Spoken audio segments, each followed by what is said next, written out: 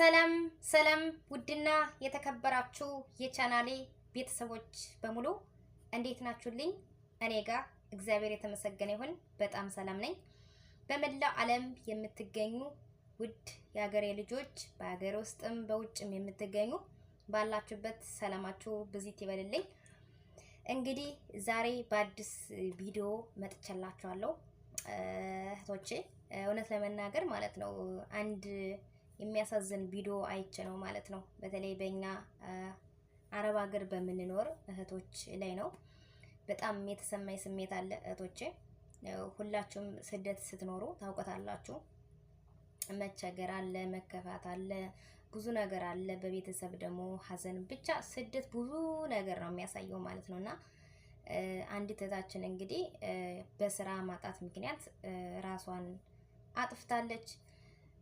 እውነት ለመናገር ማለት ነው በጣም ነው ልቤን የሰበረችው። ደግሞ የሚገርማችሁ ነገር ቪዲዮ ደግሞ ድሮ ሲሰሩት ሸር አይደረግም እና ካለፈች በኋላ ነው የድሮ ቪዲዮ። እኔ ልጅቷን ራስ አላውቃትም። አሁን ሞተች ከተባለች በኋላ ነው ያየው ቪዲዮን ማለት ነው። እና እጅጉን በጣም ነው እና የድሮ ቪዲዮዋ በጣም የሚያሳዝን ቪዲዮ ነው የምትለቀው ልጅቱ።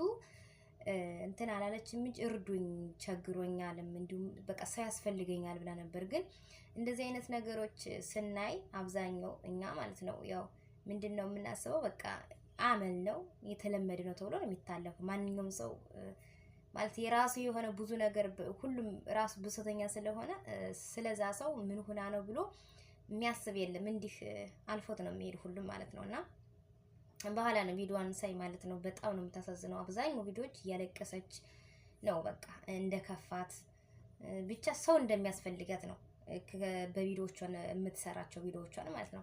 እና በጣም ልቤን የሰበረችኝ እውነት ለመናገር ማለት ነው። እንግዲህ በተለይ አሁን እንደምታውቁት በተለይ በሳውዲ እጅጉን ከባድ የሆነው ምንድነው የስራ ማጣት ነው። ስራ በጣም ጠፍቷል። እግዚአብሔር ነው የምላቸው። እንኳን አይደለም 2000 ድሮ 2005 ተለምነን ሳይሆን ተለምነን የምንሰራበት ስራ ነበር። እኔ ራሱ 2005 ሰርቼ ነበር። ያ 2005 የነበረው ስራ አሁን 2005 ራሱ ጠፍቷል። ሁላችንም እግዚአብሔር ይመስገን ያው ብቻ በ8 በ2000 ነው እንደዛ ሁነንም ደም እየተፋን። ድሮ 3000 ብር 2005 የሚሰራው ዛሬ በ2000 ብር እየተሰራ ነው። ድሮ በ2002 የሚሰራው ስራ አሁን በ1003 በ1004 እየተሰራ ነው። በጣም በተለይ ሳውዲ ላይ እጅጉን በጣም ከባድ ሆኗል። እንደዛ ሆኖም ስራ የለም። በቃ ብዙ ልጆች እኔ በማውቃቸው ራሱ እስከ 5 ወር እስከ 6 ወር ከኛ የተራሱ ወደ 5 ወር የተቀመጠች ልጅ አለ። ወደ 6 ወር ሊሆናት ነው። እና ኢጃዛ ቤት መቀመጥ ደግሞ እንኳን አይደለም 5 ወር 6 ወር ቀርቶ 1 ወር ራሱ በጣም ነው አይምሮ የሚያሳብደው አውቃለሁኝ ማለት ነው። በእርግጥ እግዚአብሔር ይመስገን 5 ወር 6 ወር የሚለውን መቀመጥ አላየሁትም፣ ግን 1 ወር 2 ወር ተቀምጬ አይቼዋለሁ። እና በጣም ከባድ ነው። ስራ ቦታ እያላችሁና ኢጃዛ ቤት ሄዳችሁ ተቀምጣችሁ የሚያወሯችሁ ሰዎች ራሱ ባህሪያቸው ማንነታቸውን የኢጃዛ ቤት ነው የምታውቁት። እና እህታችን በእርግጥ ሰው አጣ የሚረዳት አጣ ሊሆን ይችላል፣ ግን ይሄን መወሰን የለባትም። ገና ስራ አልተገኘውም ተብሎ ራስን ማጥፋት ከባድ ነው። አንደኛ ገና ይች ምንም ያላየች አንድ ፍሬ ልጅ ናት። ሁለተኛም ደግሞ በእግዚአብሔር የሚያስጠይቃል፣ ነውር ነው። በቃ እህቶቼ ባካችሁ ሲከፋችሁ ማለት ነው ቶሎ ብላችሁ ራስን ለማጥፋት አትወስኑ። በቃ ይሄ ቀን ያልፋል። በመጀመሪያ ደግሞ እህቶች የሆነ መጥፎ ነገር ባይሞራችሁ መጥቶ ሲያሳስባችሁ አማትቡ። በተለይ ክርስቲያኖች እህቶቼ አማትቡ። ሁለተኛ ደግሞ በጣም ሲከፋችሁ ማለት ነው እግዚአብሔር እኔ የጠቀመኝን ነው የምነግራችሁ። እግዚአብሔር ነው የምላችሁ እህቶቼ። በተለይ ክርስቲያኖች እንግዲህ ሙስሊሞች ወገኖች አላቅም በራሳቸው ያላቸው በእምነታቸው፣ ግን ክርስቲያኖች ልንገራችሁ በጣም ሲከፋችሁ ውስጣችሁ መጥቶ የሆነ ብቻ ስትበሳጩ ዝም ብላችሁ ደርሳችሁ ስታለቅሱ የምትጸልዩትን ጸሎት ልንገራችሁ። ካላችሁ ከመጽሐፉ ላይ ከሌላችሁ ደግሞ ከስልክ ላይ አወርዳችሁ መዝሙረ ዳዊት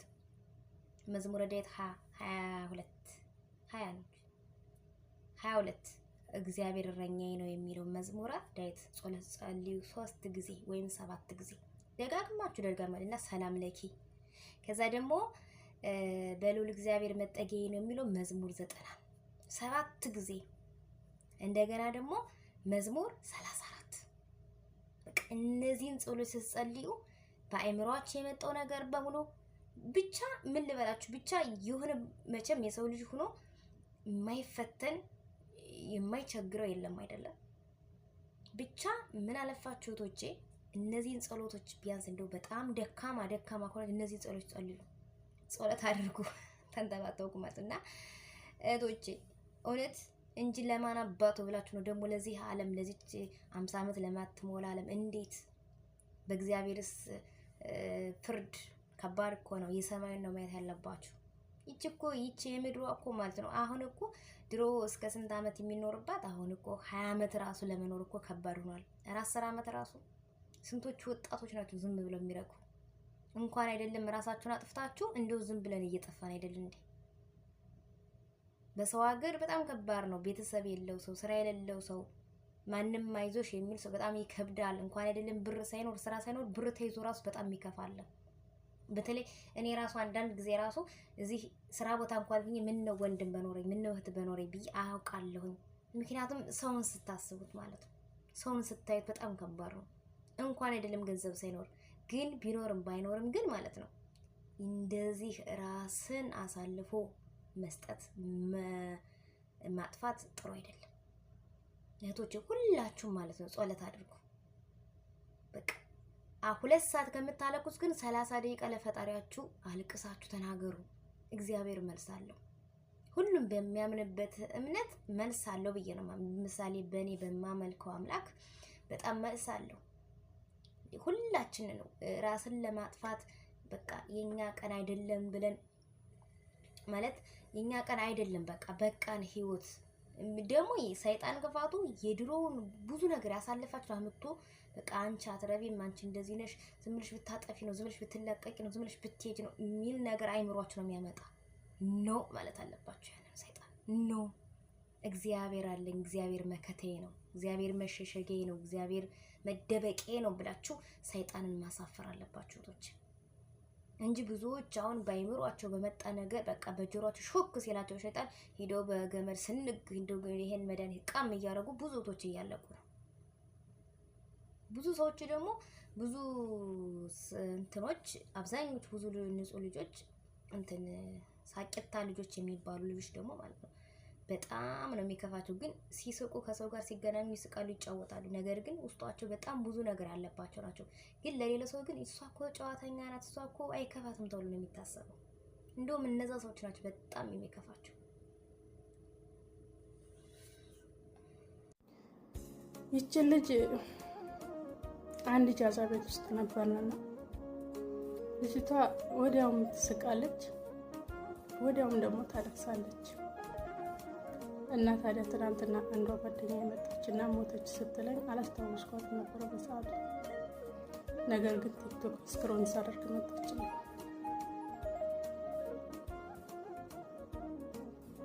የሚስቀውም ድንገት ይሞታል፣ የሚያለቅሰውም ድንገት ይሞታል። ህይወት ይችላል።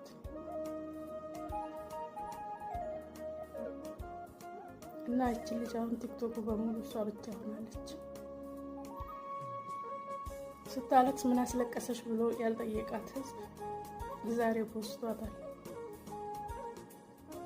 ስትቸገር እኔ ማንም ሰው ቀና ብሎ አላያትም ነበር።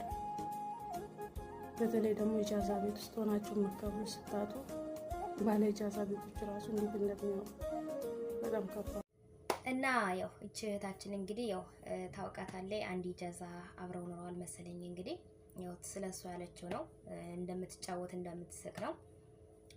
ዞሮ ዞሮ ልጅቱ አልፋለች። ያው ከቅርብ የሚያውቃት ሰው እንደዚህ ስትጎዳ፣ ስታለቅስ፣ ስታዘን ያው አይዞሽ ብትሏት አሪፍ ነበረ። በነገራችን ላይ በሁሉም ነው። ግን እኔ እህቶቼ አንዳንድ ጊዜ ማለት ነው ምን ፈርድበት አለ ማን ፈርድበትም አለ።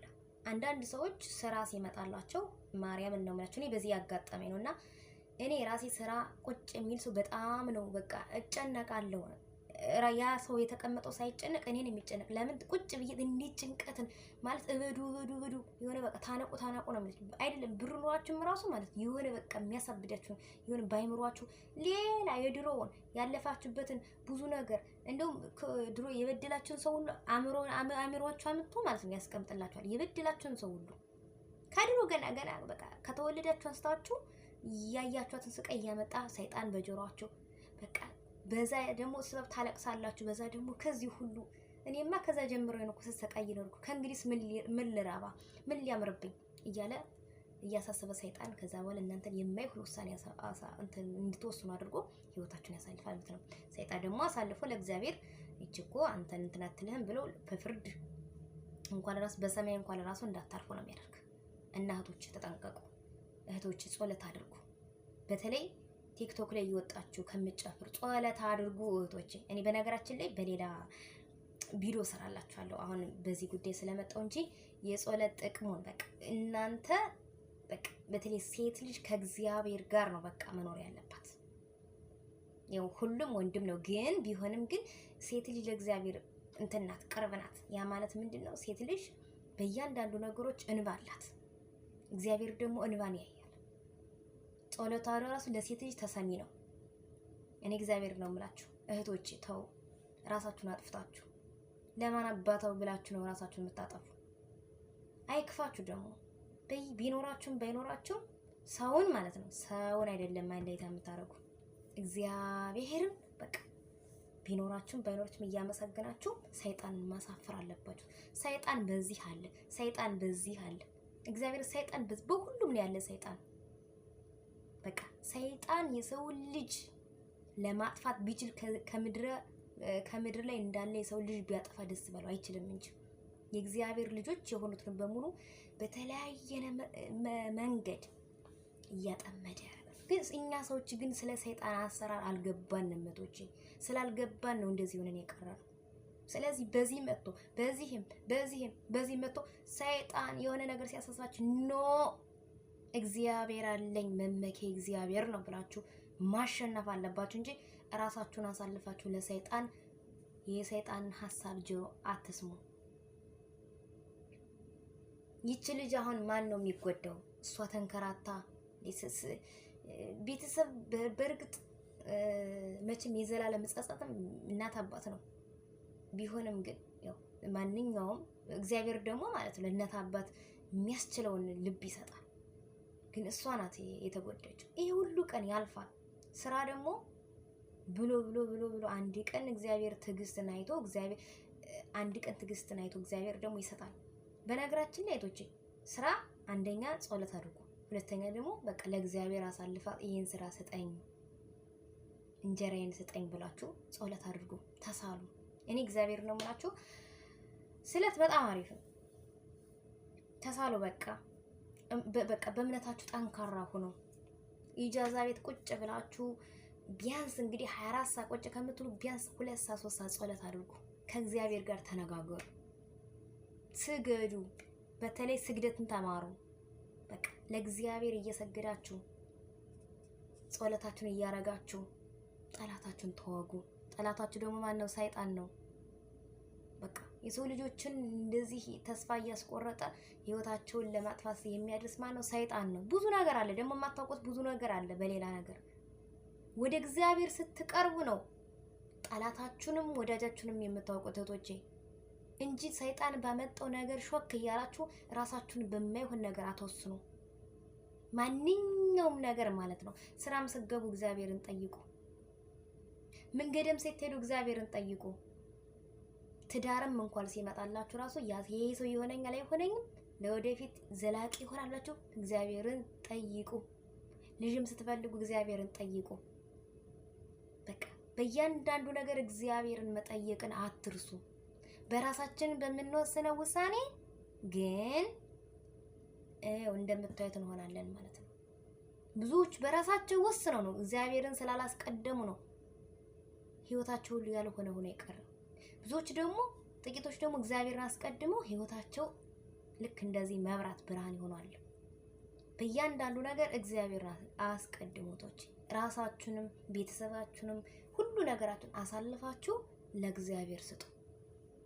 በቃ እንደው ሰባኪ ሆንሽብኝ አትበሉ እንጂ እኔ በራሴ ህይወት ስላየሁ ስለተጠቀምኩበት ነው። እኔ እዚህ አረብ ሀገር ሁላችንም የራሳችን ማለት ነው ወደ 300 400 ገጽ የሚሆን አረብ ሀገር መተን በቃ ያየነው ብዙ ነገር አለ። መከራ ማለት ነው ቢጻፍ ማለት ነው ታሪኩ ተጽፎ ቢነበብ ራስ ብዙ ነው። ስለዚህ ለዚህ ለሚያልፍ ቀን እኔ አሁን የዛሬ ዓመት አካባቢ እኔ በጣም ከባድ ጊዜ ነበርኩኝ እግዚአብሔር በሚያውቀው። ግን ይኸው አለፈ፣ እግዚአብሔር ይመስገን አለፈ። ይኸው እግዚአብሔርን ስላያስኩኝ እንዴት አንተ ፈጥረኸኝ ለምን እዚህ አሳልፈህ ትሰጠኛለህ አምላኬ ወዴት አለህ እያልኩ አለቅስበት ነበር። ይኸው እንበዬን አውጥቶ እግዚአብሔር ይመስገን ያለሁበት። እህቶቼ ለሰይጣን ለጋንንት ራሳችሁን አትስጡ እና ውዶችዬ ራሳችሁን ጠብቁ፣ ጸሎት አድርጉ። ስራም እንዲሰጣችሁ እግዚአብሔር ጸሎት አድርጉ። እንደገና ደግሞ ኢጃዛ ቤት ያላችሁ ተረዳዱ። እውነት ለመናገር እኔ ትንሽ የሚያናድድ ብዙ እኔ አንድ ጊዜ አንድ ሁለት የሶስት ስንትና ስራ ማለት 1500 1200 እንደዚህ ሲመጣ ሂዱ ሲባለው ኧረ በዚህ ሳን ስራም ብለው የሚቀር ወይም ስራ ናቅ የሚያደርግ በዛ ይናደዳል። ግን አኒ ደግሞ ብዙ ልጆች ደግሞ ሳይሆን ችግር የለም 1000 ብርም ቢሆን ብቻ ደህና ስራ እስከሚመጣ ብለው የሚሄዱ አሉ።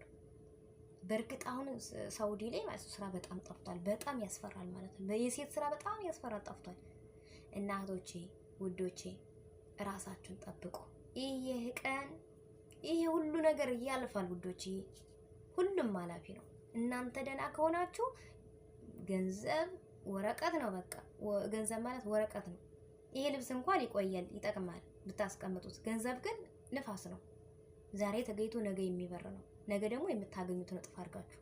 ስለዚህ ብዙ ችግር ሊኖርባችሁ ይችላል። የቤተሰብ ብድር ቢሆንም ግን ከእናንተ ቀስ ብላችሁ ትከፍሉታላችሁ። እግዚአብሔርን አስቀድማችሁ ቀስ ብላችሁ በቃ እግዚአብሔር አንተ ታውቃለህ፣ ያለብኝ ንዳ ታውቃለህ እያላችሁ ወደ አምላካችሁ ወደ እግዚአብሔር እያለቀሳችሁ ጸሎታችሁን እያረጋችሁ ትዕግስት ኖሯችሁ ነገሮች እስከሚያልፍ ድረስ መጠበቅ አለባችሁ ውዶች። ግን በእያንዳንዱ ነገር ጩኸታችሁንና ልመናችሁን ወደ እግዚአብሔር እንትን አትበሉ። ቲክቶክ ላይ ወጣችሁ እንባችሁን ከምታፈሱ ያችን እንባ ወደ እግዚአብሔር ቤት ወደ እግዚአብሔር ቁጭ ብላችሁ ተንበርክካችሁ አምላኬ ብላችሁ እንባችሁን ብታፈሱ ያች እንባ ዋጋ አላት ከእግዚአብሔር። እና ውዶችዬ ራሳችሁን አታጥፉላችኋለሁ። በተረፈ መልካም ጊዜ ይሆንላችሁ። እንግዲህ እህታችንም እንግዲህ ነፍሷን ይማራት፣ ቤተሰቦቿንም እንግዲህ እግዚአብሔር ያጽናቸው። በጣም ከባድ ነው። እንኳን አይደለም ስደት ሞቴ መባል ኢትዮጵያ ራሱ አብራ ኖራ ሞቴ መባል መስማት ማየት ራሱ በጣም ከባድ ነው። ብቻ እጅጉን ይከብዳል። ብቻ እንግዲህ ምንም ይሄ ነገር አልፏል። አሁን ደግሞ ያሉት ብዙቶች ስላሉ እናንተ ባላችሁበት ተረዳዱ ነው ብለው የምለው እህቶቼ። እንደዚህ በጣም ሲቸግራችሁ ደግሞ እግዚአብሔር ይመስገን ሶሻል ሚዲያ ቲክቶክ አለ፣ ውጡ። ለዚህ እግዚአብሔር ይመስገን ኢትዮጵያ ነሽ ደስ ይላሉ። እውነት ለመናገር ከፋንም በእጀንም ተወጋጋንም ተሞነጫጨርን ምናልም ለዚህ ጥሩ ነን እና ስለዚህ እንደዚህ አድርጉላችኋለሁ ውዶቼ። እህታችን ነፍሷን ይማር እና እህቶቼ ራሳችሁን ጠብቁ። ይሄ ቀን ይሄ ጊዜ ያልፋል። የማያልፍ ቀን የማይነጋ ሌሊት የለም። እሺ ውዶቼ ሰላም ሁኑልኝ። መልካም ጊዜ